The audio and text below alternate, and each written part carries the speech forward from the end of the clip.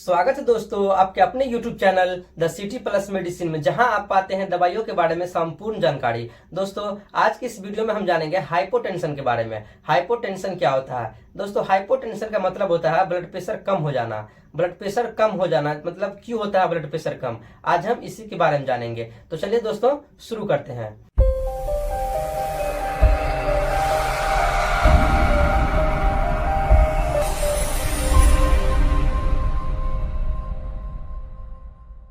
दोस्तों किसी भी तरह से यानी किसी भी कारण से अगर आपका ब्लड प्रेशर कम हो जाता है, यानी कि 90 मतलब 90/60 अगर आपका ब्लड प्रेशर आ रहा है या इससे कम आ रहा है तो उसे हम लो ब्लड प्रेशर की श्रेणी में लेते हैं। इसका जो नॉर्मल ब्लड प्रेशर होता है बॉडी में, जो बड़ों में देखा गया है, वो 120/80 mmHg, जो मतलब 120/80 mmHg जो होता है वो नॉर्मल ब्लड प्रेशर होता है। लेकिन बहुत सारे पेशेंट में देखा गया है वो बहुत जल्दी कम हो जाता है, यानी कि बहुत ज्यादा कम हो जाता है।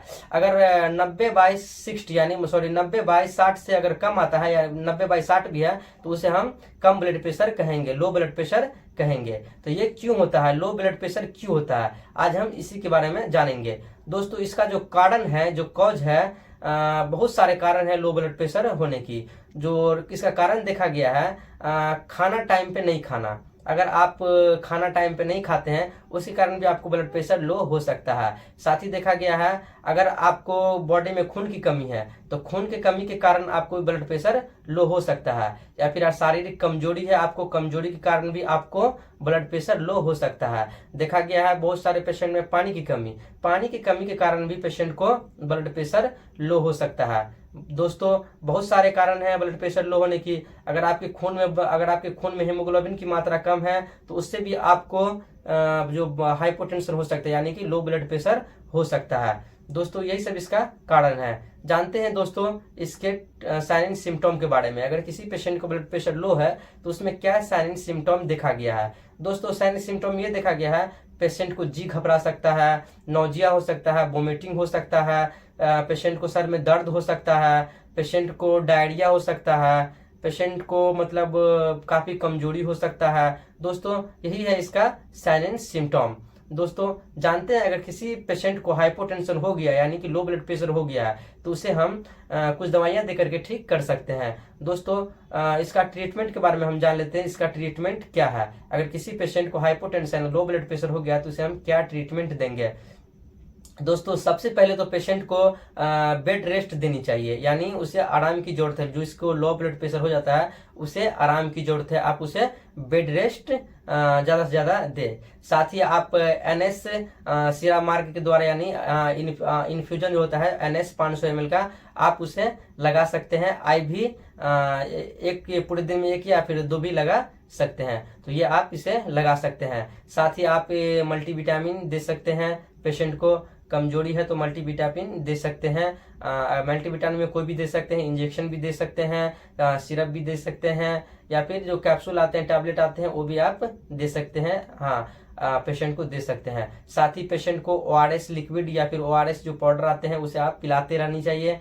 भर दिन में 2 बार 4 बार जितने मात्रा में ORS पीता है तो उसे पिलाते रहना चाहिए। ORS पूरे दिन में जितना पी सके उसे पिलाइए। साथ ही पेशेंट को अगर डायरिया हो रही है तो आप इसी में डायरिया का मेडिसिन चला सकते हैं। जैसे कि पेशेंट को डायरिया हुई है तो आप नॉरफ्लॉक्स TZ चला सकते हैं।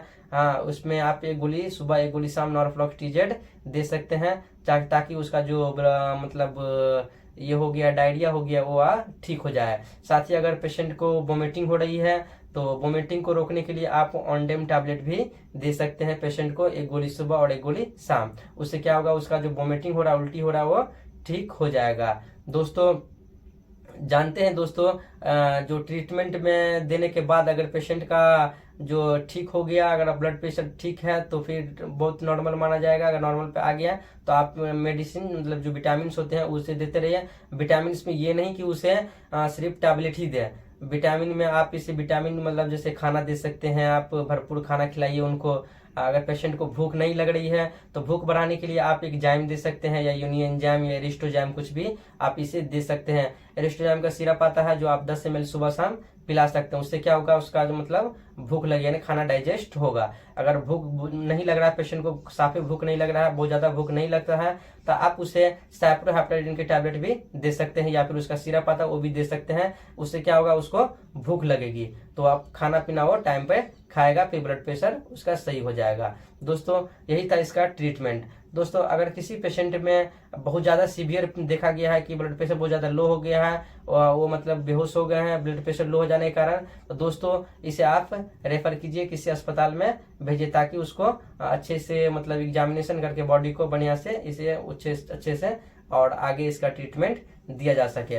दोस्तों यही था इसका संपूर्ण जानकारी। दोस्तों मिलते हैं अगले वीडियो में, तब तक के लिए टेक केयर। जय हिंद, वंदे मातरम।